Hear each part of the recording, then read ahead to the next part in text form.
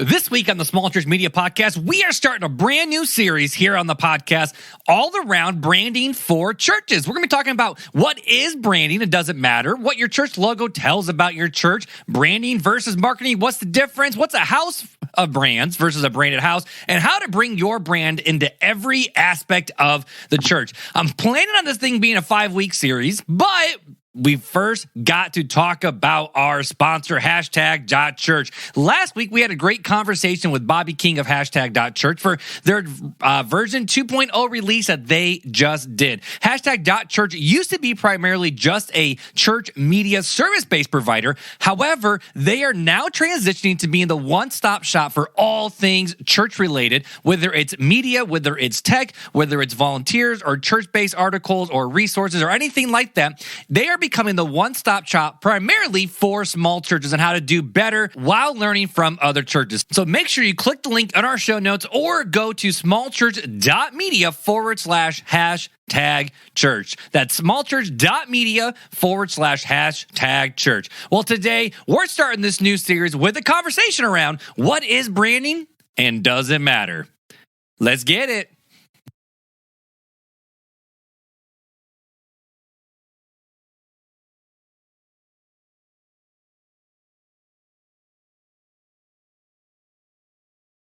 Well, what is good, everybody, and welcome to episode 77 of the Small Church Media Podcast. I hope you guys are enjoying flu and sickness season. I right now have a little one hanging out with me here in my office with the wonderful hand, foot, and mouth. And if you know anything about that virus, it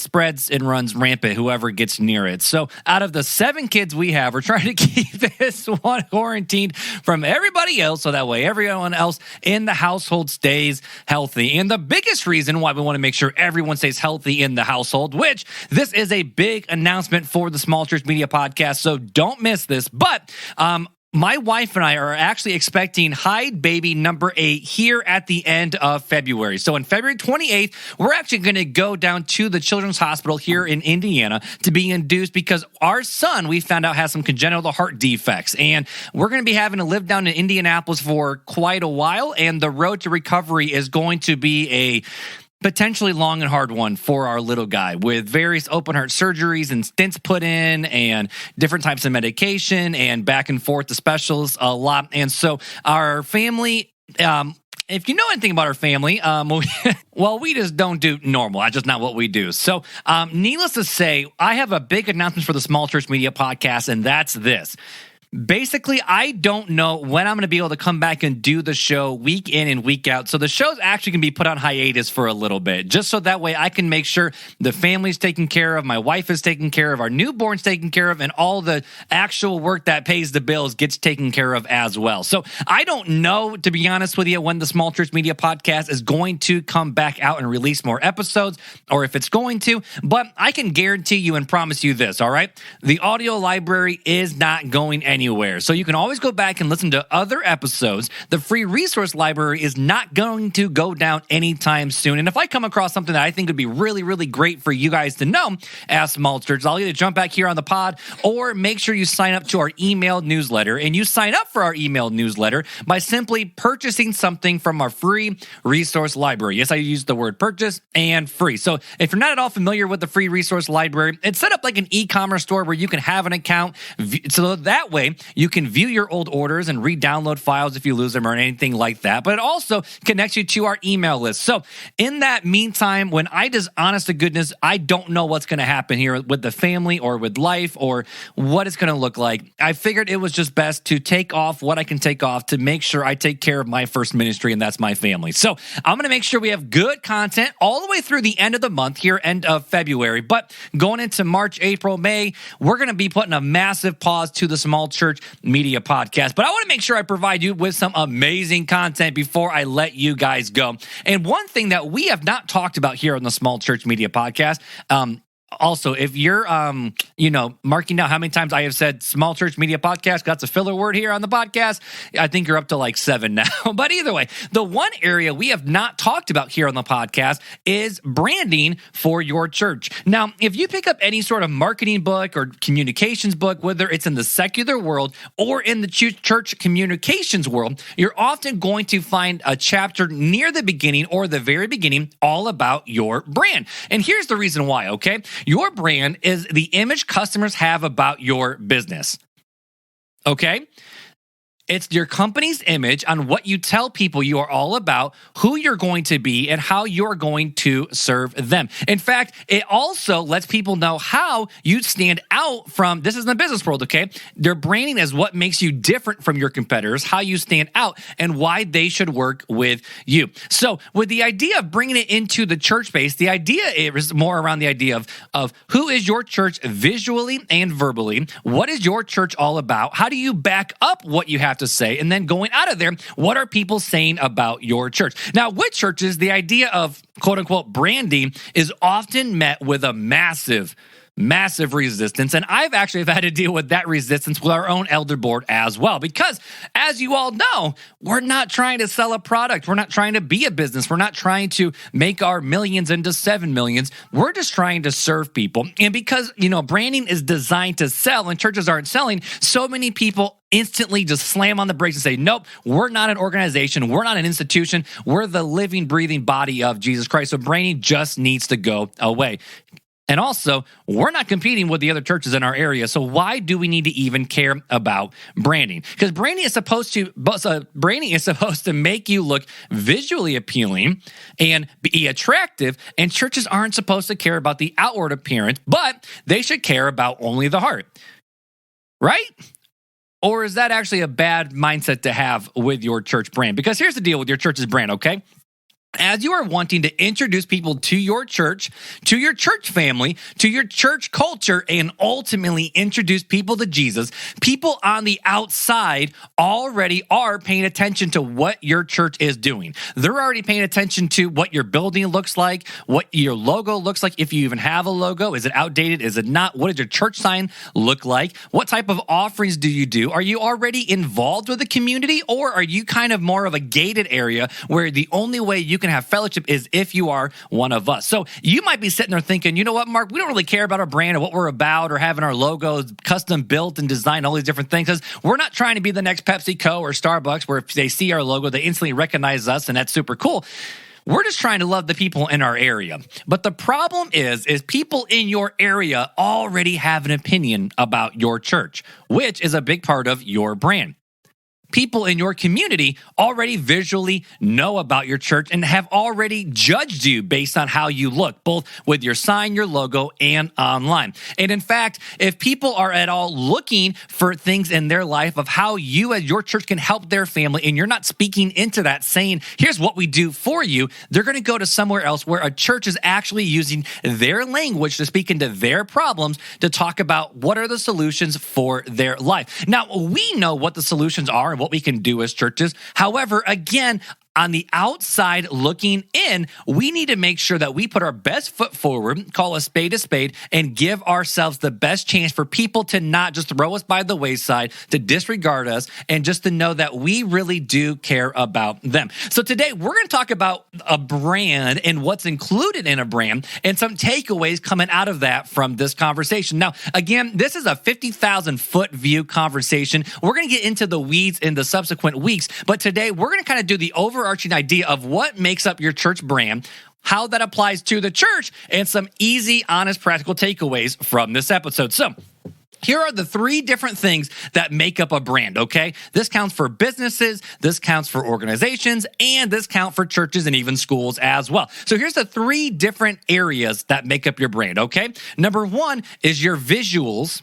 Number 2 is your messaging. And number 3 is your reputation. Okay, so what makes up your brand? Your visuals, your messaging, and your reputation. Now, what are your visuals? Now, this is the very obvious answer that most people think about when you hear about branding or you see something called a branding kit. This is what visually represents the organization or business, or in this case, your church. And this includes your logo, your graphics, your supporting elements such as your colors, your fonts, what types of images you use, what types of layouts you are using, and such an idea where when people see your content, they instantly connect it with your church. So like with businesses, for example, generally when you're scrolling through Instagram or Facebook and you see a different picture that you're used to, like for example, Jeep. If you see a picture of some sort of car in a very specific color in the mountains or out in the woods or something like that, we know for a fact that's generally not a Chevy, that's not a Honda, that's not an Audi, that is a Jeep. We don't even need to see a logo to know what that is. If you're watching how about this? I was going to say Verizon, but a Chick-fil-A commercial, right? And you're seeing an interview with a couch with a white background and you see red accents everywhere, you instantly know that's Chick-fil-A because you know them by their tones and their colors and the type of setup that they do.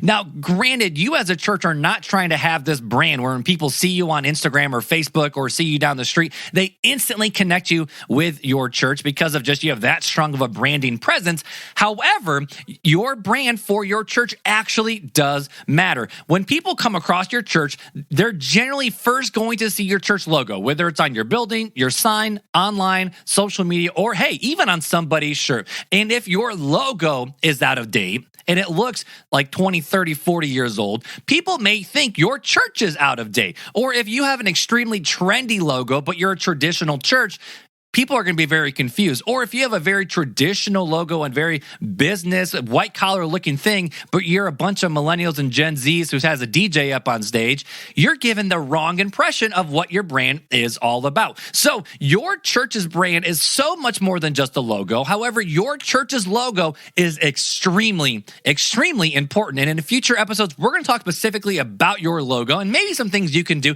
to create the logo for yourself to save you some money or some basic tips on logos. But at the end of the day, when you're talking about your church's brand and the visuals, it's more than just your logo. It also is what type of colors do you have and what are those colors saying about your church? What types of fonts are you using? What types of images are you doing? And again, in the coming weeks, we're going to dissect the philosophy of logo design, but I just want you to know this simple fact, okay?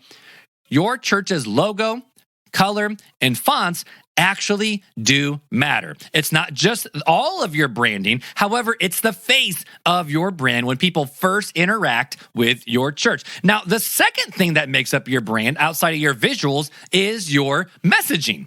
Okay, your messaging. When we talked about messaging a lot here on the podcast, but the main 3 things regarding your messaging, specifically when you're building the messaging for your brand, is you need to focus on the why, the how, and the what. Why you do what you do. Why do you exist in the first place? Why do you provide value to your ideal customer, subscriber, or in our case, church member, congregant, or visitor? Then you need to talk about the how of your brand. And the how of your brand answers the question of how do you plan on helping me with what you say you are all about? And then the what is these very specific products or services you are offering to help people out along their journey of the how, and then let's just be honest, reinforcing the why of your company. So with your church, the why is pretty much the exact same across the board, okay? We as churches exist to worship God and see others follow Jesus. That's it, right? When we either decide to follow Jesus or God elects us and we view that election, whatever your church background is, when we decide to follow Jesus, we are engrafted into the church and now we worship God together. And now we also need to turn around with the Great Commission and see other people follow Jesus as well. That's the whole why of why every single church in America exists. However, there's a how we are going to implement that in our church. And this is where you start to see churches kind of separate a little bit. And some churches will answer their why of they exist to worship God and see others follow Jesus by offering different types of worship services, sometimes traditional, sometimes modern. Sometimes pastors will teach the Bible a little bit differently, but they still teach the Bible in general. We still share our faith, we still have Bible studies, and we still have all these different opportunities for people in our church to literally just live life together. But where churches completely start to separate is on terms of what are they going to do to fulfill the mission and the calling that they believe that specific church has. Some churches, I've already kind of alluded to this and kind of messed this up a little bit, but some churches only have traditional services. Some churches only have extremely modern services, and sometimes they have both. Some churches have podcasts. Some churches have Sunday school. Some churches have midweek connect groups. Some have them on Sunday morning or Sunday night. Some have different types of student ministry, whether it's junior high together with senior high, or they're separate, or they're on different nights of the week. Kid ministries look completely different. Some churches have children's church during the services. Other ones just have Sunday school before, but in the service, they need to sit with their parents because that's just how the church actually functions. There's different Awana programs, outreach ministries, serving types of opportunities, so many different what's that every single church is able to do to answer the how and ultimately to fulfill the why. So in the same way, or the same thing I've said this whole episode, every church has the same why, but every church will have a different how or what. And generally, churches that die and become irrelevant know their why, but they refuse to change and adapt their how and their what. So when people are looking at visiting churches, they are wanting to know what you are offering them and their family, and they want to know what is the benefit of being a part of those different ministries, and if your ministry service or outreach programs are actually going to help them. Now, many times, after thinking about the why their church exists and how we're going to fulfill our why, and then what are we going to do to actually put some feet to this idea, this is where churches come up with their different ministry statements. For example, here's 4 different church ministry statements that I have found from various churches all over America, and let's just be honest, all over the world. One of them is, we want to be a church that unsaved people love to attend. Another one is, we want to be a church that impacts our community one life at a time. We want to be a church that serves both the physical and spiritual needs of our neighbors. And last, we want to be a church that provides a place for the community to come together and be one. But here's the deal, okay? We can have a great logo in place, a great mission statement, and some great verbiage to back up the mission statement. However, if you can't put actual feet to what you're saying, put your money where your mouth is, if you can't back up what you're saying, we are going to destroy our church's reputation. If your mission is to, ready, quote unquote, serve our local community, but every time someone comes to your church door and knocks and asks for help and you turn them away or you make them jump through 1,000 different hoops, people are going to start talking about it and the fact that they say they want to serve us, but anytime there's an opportunity, they turn their backs to us. If your church is all about one life at a time and people saying that your life matters to us because it matters to God, but when people come and visit your church and they don't feel seen, noticed, accepted, or loved, they'll just flat out call you a liar. If you say that your church wants to be a place for the community to come together, but you never do anything that promotes community involvement, and you yourselves are not already getting involved in the community, people will stop trusting you. If you say you care about young families, make sure you have the facilities and the staff to back it up, even down to what paint colors and what type of design and what era of crib you have in the nursery. If you say you're a modern church, you need to make sure that your music is actually modern, not like early 2000s modern. And if you say your church is traditional, but you try to squeak modern things in there, you are going to start losing your validity with people who are walking through your church doors. And in the coming weeks, we're going to be talking about how you can position your church in such a way where you are essentially putting your money where your mouth is, and how to include your vision in all aspects of the church. But we need to make sure that we know for a fact that a part of your brand not only is just your visuals and what you say, but it's also your reputation. It's what people say about your church when your church is not around. It's what people say about your church when they are out in the community with their friends. It's what they say about your church when your own church members are talking to them about it. Because if your own church members say, you know what, we would love for you to come to our church, but our worship's a little weird, our kids' ministry is kind of weird, that is an obvious sign that your mission and how you're fulfilling that mission is not clear to your own church church people. And if you want to have a great brand for your church, yes, you need a good logo and branding package. You need to have your messaging down pat, but you also need to make sure that you are focusing and understanding what people are saying about your church out in the community and what your own church congregation is actually saying about your church as well, because your brand does matter. And here's why your brand matters, okay? Number one, your brand helps build trust in people's eyes. Your brand also serves as a way to I would say stand out from other churches in your area. And your brand tells your church members, here's the direction that we are going. Now, if you're trying to think through your church's brand, you don't have to use the word brand or what's brand, what's your mission and vision? That's more the words you want to do. But you don't want to say, oh, our church brand is poor. We want to have a better brand for our church. Because honestly, your church members will have let's just be honest, repulsive and bad taste in their mouth if you start using the word brand. And maybe you're doing this as well. But what I'm trying to come across and what I'm trying to the message I guess I'm trying to deliver today is the fact of what your church looks like, what your church talks about, and what people are saying about your church to see if what you're saying lines up with what you're presenting. That all matters. So here are 3 different takeaways that I want you to take away from today's episode, all right? Number 1 is your church logo and your church colors actually do matter. The visual part of your brand is very important, and you cannot deny it, nor can you reject that fact.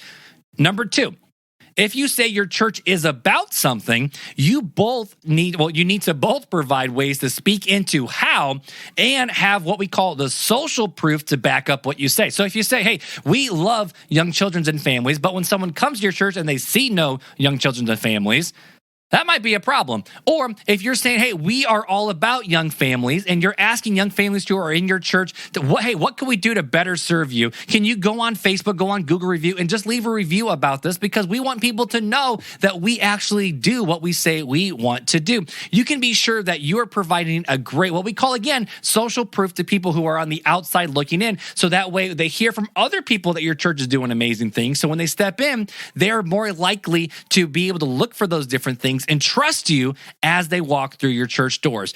And number 3, the third takeaway for this episode is, honest to goodness, it's okay to not be trendy. It's totally okay to not be trendy, but don't use trendy verbiage on your website. Be honest, because at the end of the day, people will actually respond well to a message of, we really do care about you, better than, oh, we have great worship and you're going to be fulfilled with passion. Here's what we're all about. And then they walk in and they see none of it.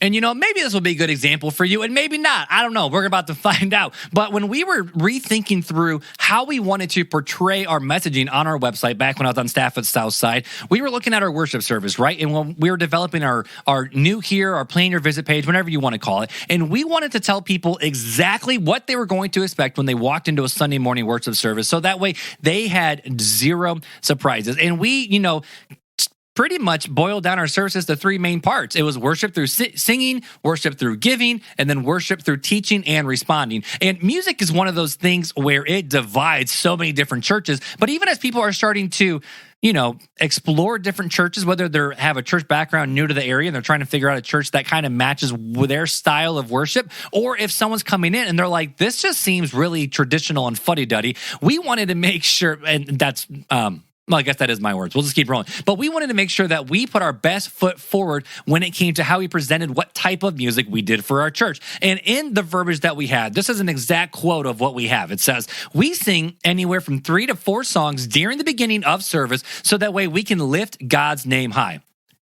Okay, so a first sign is every one of our songs is about glorifying God and making his name known, not focusing on ourselves, but focusing on God instead. So many times we didn't sing certain songs, even though I love them. The songs like I am who you say I am, I'm no longer a slave, but I am a child of God. Rather than focusing on us and what God has done for us, we sing songs directly about praising God's name. And our worship pastor was extremely, extremely picky on those types of songs. And then as we continue reading reading on, it will say, you'll hear songs that were written centuries ago, songs that have been written by many other churches, and songs that we've written as well, all with the goal of connecting with God and praising Him for who He is, instilling a lifestyle of worship that continues throughout the entire week. And with that, we gave people a glimpse into what our worship is all about. So if someone was coming in and they were like, oh, I don't want to sing songs that are modern written by other churches. I just want to sing stuff out of the hymnals. Well, we just flat out told people we don't do that. But as people are starting to learn about what our church is about,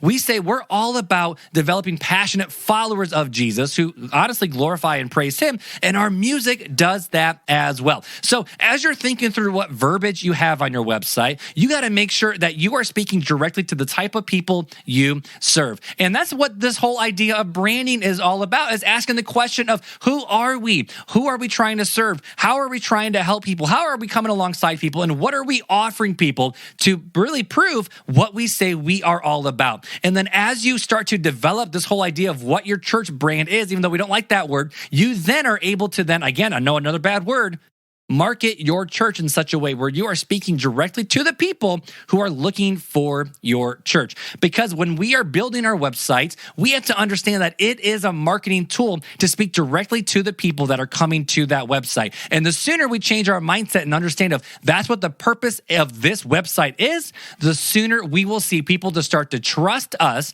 We are able to get more clear on what our verbiage is on the website. And then hopefully we can actually start developing new ministries or getting rid of old ministries that do not align with the mission and vision of the church. But you first have to know who your church is, what your church is all about, and how are you going to back up everything that you say and visually present online.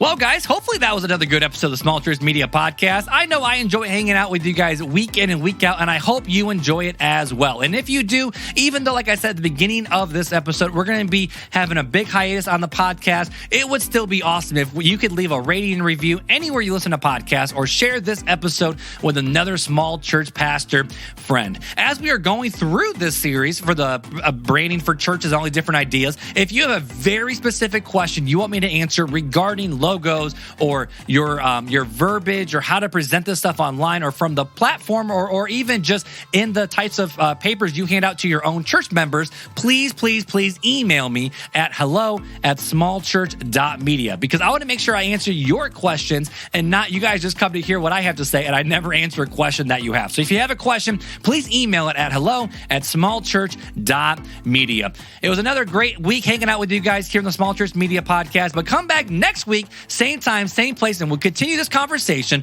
all around branding for your churches. So until then, take care and have a great week, guys. The Small Church Media Podcast is a part of Mark Hyde Creative.